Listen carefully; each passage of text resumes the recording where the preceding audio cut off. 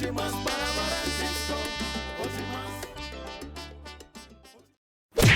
chicos, bienvenidos a un episodio más de ¡Qué Ponchera! Y aquí su servidora Natalie Hernández con un invitado especial, el padre José Felipe Alvarado. Mucho gusto, Nati, pues hoy día agradecido de la invitación y de la oportunidad que me brindan de poder compartir con ustedes pues este espacio informativo y pues de alguna forma también educativo. Sí, el padre nos va a acompañar ya que el tema de hoy trata de los ornamentos sacerdotales y objetos eucarísticos. Sí, litúrgicos, si Litúrgicos, se quiere, en general, objetos litúrgicos. Bueno, padre, para iniciar, me gustaría que pudiéramos hablar un poco sobre la historia de estos objetos litúrgicos. Tengo entendido que en la antigüedad no se resaltaban tanto como, un ejemplo, los copones de oro o de algún metal en específico, sino que la Eucaristía era celebrada en un cuartito pequeño, con una mesa, y se hacía en un rito básico. Sí, que esencialmente parte, si hablamos pues, centrándonos en la Eucaristía, parte de la Escritura, ¿no? Por ejemplo, el momento particular o esencial en donde Jesús, el Jueves Santo, instituye la Eucaristía. En ese momento en el que comúnmente llamamos la última cena, que en realidad es la primera misa o la primera Eucaristía.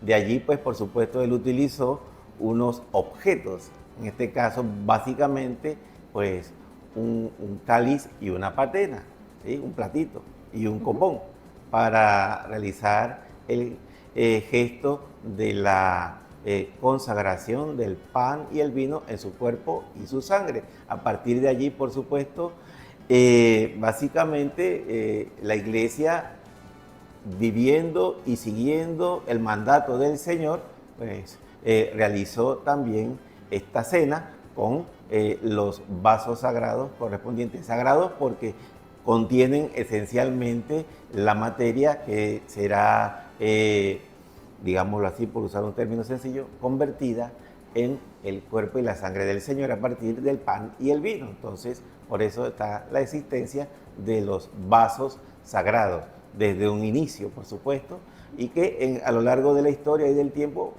se han, digamos, utilizado diversos materiales de elaboración, pues muchas veces vistosa y también valiosa para esencialmente expresar la dignidad de lo que esos vasos contienen, que es la presencia viva del Señor en la Eucaristía. Qué hermoso. Hay otra parte, aparte del cáliz, que estábamos conversando hace un momento, que me llamó mucho la atención y creo que a muchas de las personas también que asisten a la Eucaristía lo deben de haber visto. Con respecto al orden en que se guarda la reserva, el corporal, lo que se coloca encima del cáliz. Sí, como te comentaba en ese momento, antes de la grabación, pues básicamente el orden en el que se dispone en la mesa cuando se celebra la Eucaristía es un orden esencialmente, digamos, práctico para el hecho de disponer la mesa para la celebración de ese banquete o alimento, como lo es la Eucaristía. Así como cuando comemos nosotros en una mesa, disponemos todo para comer ordenadamente. Bueno, en la misa igual. Entonces, claro, cuando una vez se ha hecho la consagración y se ha distribuido la comunión, pues se debe, digamos, disponer nuevamente recogiendo todo lo que corresponde a, en este caso, las hostias consagradas, que son el cuerpo y la sangre de Cristo también, cuando se ha quedado vino. Entonces, por supuesto, el poder disponer de ello requiere también de un orden y asimismo el recoger pues todo lo que se ha utilizado como utensilio, que son los vasos sagrados, bueno, tiene un orden. Básicamente, entonces, lo propio es un orden práctico para que las partículas de Cristo que quedan allí en la mesa y que contienen mayormente el corporal, bueno, no se pierdan, y así se recoge para que al final lo último que se recoja sea precisamente el corporal, en donde mayormente han quedado las partículas del cuerpo de Cristo, que hay que pues, conservar dignamente para después purificar esos utensilios sagrados, que tienen un modo de ser también purificado, esencialmente el corporal, como te comentaba, que allí han quedado partículas. Eso, por supuesto, se lava. Una persona que conoce el manejo de cómo se debe disponer el lavar estos utensilios, pues sí lo lava. Y, por ejemplo, las partículas que quedan en el agua, bueno, no se desechan en cualquier lugar, sino que se disponen para ser desechadas, ya sea en tierra o en una planta, porque, bueno, no podemos desechar esas partículas en cualquier lugar que no sea, digamos, digno. Exacto. Básicamente. Y qué mejor lugar que lo que él mismo creó. Sí, la vida. naturaleza, sí, Exacto. exactamente. Tal cual, ese es su sentido. Exacto. Bueno, y moviéndonos un poco a la parte, sí, de los ornamentos, pero no sé si nos podría recordar cuáles son los ornamentos que se utilizan en la Eucaristía. Básicamente, si nos vamos pues, desde el principio utilizando los que hoy mayormente se utilizan, porque hay algunos tipos de ornamentos que al menos en nuestro medio no son comunes de utilizar en la vestimenta del sacerdote para la Eucaristía principalmente, podemos señalar lo siguiente: el alba, el cíngulo que sujeta el alba y la estola como tal y la casulla. Esos son, al menos del sacerdote, como ornamentos principales y propios para la celebración de la Eucaristía. ¿Sí? Ya si es obispo utilizará una mitra, utilizará un báculo, etcétera, etcétera, etcétera. Claro, pero en la Eucaristía esencialmente los que te he comentado primero. ¿Y hay alguna ocasión especial en donde el sacerdote utilice algo adicional o alguna vestimenta adicional a la que se utiliza en la Eucaristía? Bueno, esencialmente, por ejemplo, cuando se celebra la hora santa, se suele utilizar otros ornamentos adicionales aparte de los ya mencionados. Por supuesto, en la hora santa, bueno, el sacerdote habitualmente se quita la casulla, queda con alba, el cíngulo y la estola, y se pone lo que se llama la capa pluvial, que es un manto que cubre pues los hombros y parte del cuerpo del sacerdote, ¿sí? Como, digamos, ornamento litúrgico. Eso tuvo su sentido práctico en sus orígenes. Capa pluvial, cuando se dice capa pluvial, vamos a decirlo así, como una especie de capote, porque capa que protege contra la lluvia, la pluvial de lluvia. ¿Sí? Antiguamente, pues, se hacían muchas celebraciones en las calles. Entonces, para protegerse, bueno, se utilizó esa capa. Comenzó como un, digamos, elemento práctico de protección contra los elementos de la naturaleza, pero quedó incluido ahora como un ornamento, así, ¿sí? Capa pluvial. Y el otro es el paño humeral, que cubre los hombros, precisamente, el húmero aquí, los hombros. Entonces, con ese se sostiene la custodia como signo también, pues, digamos, de respeto al contacto con la presencia de ese objeto que contiene la presencia de Dios, pues, en la Eucaristía. Entonces, también ha quedado incorporado como un elemento litúrgico, al menos en la hora santa. Aparte de lo que habitualmente ya utilizamos como sacerdote en la Eucaristía, que son los que ya te mencioné, de un modo particular y más visible, pues, bueno, la estola y la casulla. Sí. ¿Cómo de algo, o sea, me sorprende que como de algo tan sencillo, por ejemplo, la capa pluvial, que era como para protección de la tempestad, lluvia, la naturaleza, se convirtió en algo que se utiliza durante podemos decir que, bueno, no diría que rito, si me corrige, para un momento sagrado, Sí, por decirlo así. exactamente, pues, una celebración litúrgica sagrada, pues, así que quedó incorporado como una vestimenta litúrgica, ¿sí? Exacto, algo tan sencillo.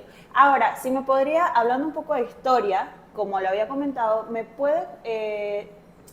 puede compartir cómo fue que surgió, cómo fue que nació este tipo de vestimenta para la Eucaristía. Básicamente, al menos la que utilizamos en la Iglesia Católica y en Occidente, vienen de lo que es la usanza de las vestimentas romanas, básicamente. De allí viene el uso que, siendo, digamos, vestiduras que se utilizaban para ciertas actividades públicas, quedaron incorporadas también en la celebración de los ritos, digamos, de las celebraciones cristianas católicas. De allí vienen, ¿sí? No vamos a decir que no los inventamos, sino que quedaron asumidos como parte de la vestimenta para la celebración litúrgica. Y bueno, desde allí se tiene, pues, digamos, algo de memoria. Por ejemplo, la casulla se tiene como referente de que ya desde el siglo segundo ya se usaba casulla en la misa, ¿sí? Y entonces, bueno, estamos hablando del siglo segundo, o sea, bien ahí cercano a lo que son los acontecimientos de lo que es el nacimiento del cristianismo con Jesús. Entonces, bueno, ya desde el siglo segundo ya se usaba casulla. Entonces, imagínense lo antiguo que tiene ya de usanza ornamentos litúrgicos, por poner un dato de referencia. ¿Sí? Ok, ¿y las casullas o los ornamentos tienen algún tipo de tela en específico para su creación? En su origen, lino, de lino, ¿no? Ya, claro, por supuesto, se utilizan hoy día otros tipos de materiales según el lugar y según las necesidades, costumbres, etcétera, etcétera, etcétera, ¿verdad? Pues para los lugares así como los nuestros cálidos se utilizarán telas frescas. En Europa o en lugares fríos, telas de mayor, digamos, consistencia para proteger del frío. Antiguamente también era así. Sí. Básicamente, bueno, no había ni calefacción, ni aire acondicionado, ni nada. Entonces, los ornamentos eran hechos según las necesidades también. Y por supuesto, también según lo que se quería expresar con ellos en cuanto a vistosidad y lujo, si se quiere. Pero con el sentido de que todo lo de Dios tiene que ser, digamos, especial y bello y valioso. Exacto. Por eso se utilizaron también cosas de oro y cuestiones, ¿no? Para expresar, bueno, que para Dios lo mejor. Exacto. Básicamente, en aquellas épocas. Hoy día no, de oro no hay nada porque es muy caro. Entonces se usan elementos para adorar sobre todo los vasos sagrados, ¿no? Exacto. ¿Cómo un vaso sagrado puede contener el cuerpo y la sangre de Cristo? Para expresar Exacto. Dignidad, esencialmente expresar dignidad. Pero bueno, gracias a Dios, bueno, las cosas de oro, pues ya eso quedan como cosas de reliquia que iglesias antiguas pueden conservar hoy día. Pero ya de oro, pues no se hace nada porque sería inalcanzable obtenerlo. Sí. Entonces, ahora vamos a movernos a una parte que para mí también es interesante, pero tiene un gran significado: los colores. Los colores, no es que porque al sacerdote le dio la gana de ponerse hoy el color morado, se va a poner el color morado. Cada color tiene una temporada y un significado. Correcto. Sí, esencialmente los colores que podemos identificar mayormente son el blanco, el verde, el morado, el rojo y muy esporádicamente 2 veces al año el rosado. Entonces, básicamente estos 4 primeros que te he mencionado son los de mayor uso, ¿sí? Pero que quieren expresar a través de su presentación en la liturgia un significado. Pues el blanco expresa, digamos, solemnidad. Blanco es en referencia a lo solemne, a lo de mayor, digamos, importancia en cuanto a la liturgia, ¿no? Blanco y hoy día también dorado, ¿sí? Algunos ornamentos, pues blanco o dorado expresa solemnidad, algo que es de gran solemnidad en la iglesia, ¿sí? Eso usualmente se utiliza para fiestas. Para fiestas grandes, por ejemplo, Pascua de Resurrección, Navidad, y las grandes solemnidades en la iglesia. ¿Sí? En su calendario litúrgico hay varias en el año, entonces para esos momentos el blanco mayormente. ¿sí? Ciertamente también para, por ejemplo, memorias litúrgicas de santos que, pues, por ejemplo, expresaron y manifestaron un testimonio de vida cristiana de gran valía. Entonces hay santos que su memoria se usa blanco, por ejemplo. El color verde sería para el tiempo... Se llama tiempo entre años o como llaman comúnmente también por ahí a veces ordinario, ¿sí? Que esencialmente es para las celebraciones cotidianas de la liturgia, el verde, ¿no? Siempre el verde tiene su significación, la esperanza del caminar en fe, en Cristo, hacia la vida eterna, etcétera, etcétera, etcétera. El color morado, que muchas veces, bueno, siempre, no muchas veces, los vemos en Cuaresma. Cuaresma, Adviento y funerales, ¿sí? Expresa, bueno, mayormente, litúrgicamente, penitencia, tiempo de penitencia, tiempo de preparación hacia la vivencia de los grandes misterios de la fe, Pascua, Navidad, ¿sí? Ciertamente penitencia en cuanto a llamada conversión. ¿Sí? El color rojo. Rojo es testimonio, martirio. Entonces está para celebraciones de mártires, básicamente, y en algún, por ejemplo, para Pentecostés rojo, porque el fuego del Espíritu y el color que más esencialmente simboliza el fuego es rojo. Entonces, fuego del Espíritu y también, bueno, testimonio de sangre, es decir, de dar la vida por Cristo, para los mártires rojo.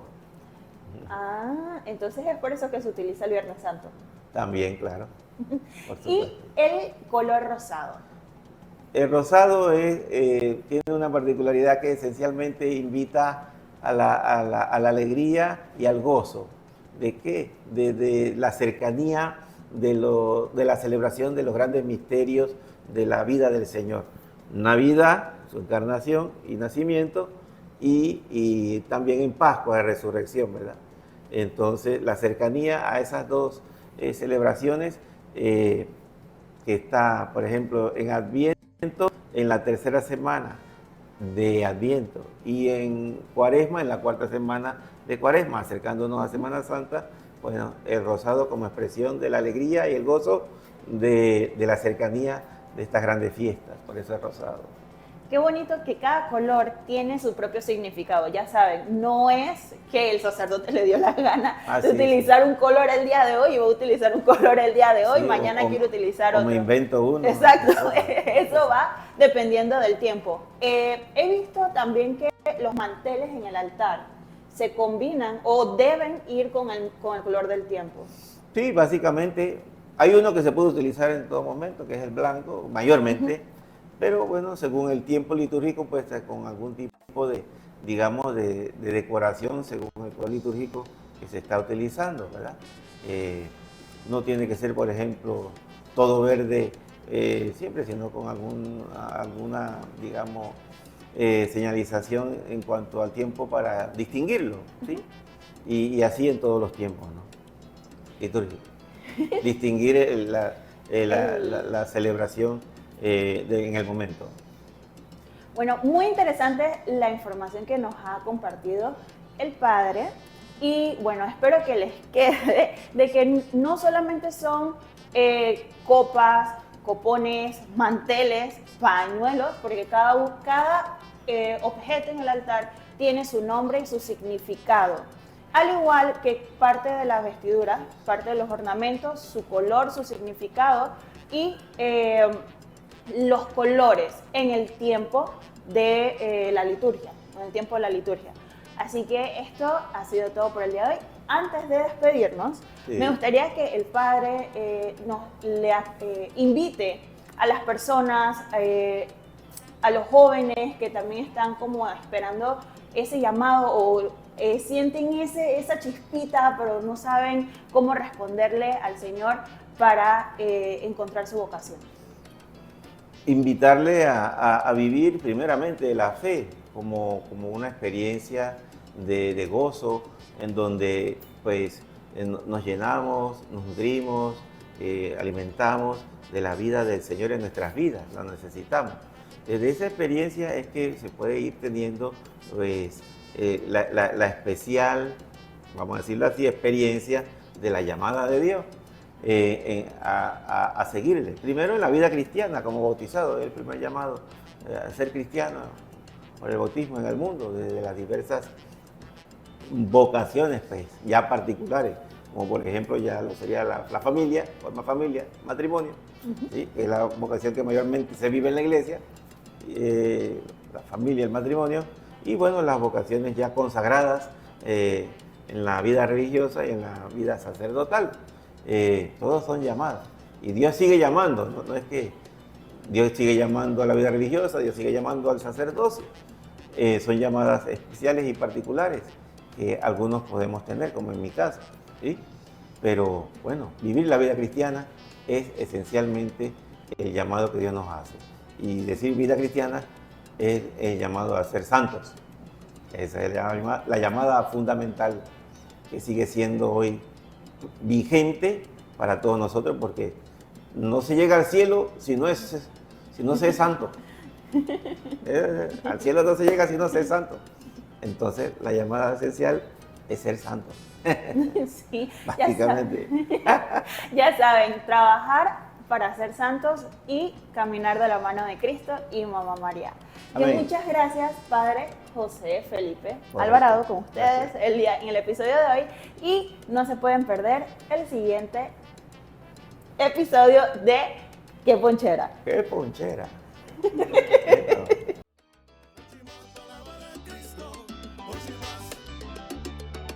Oye más palabra de Cristo, oye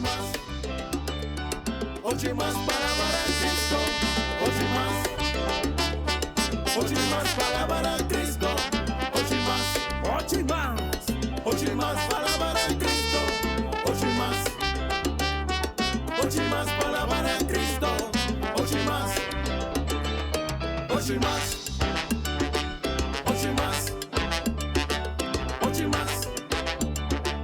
oye más.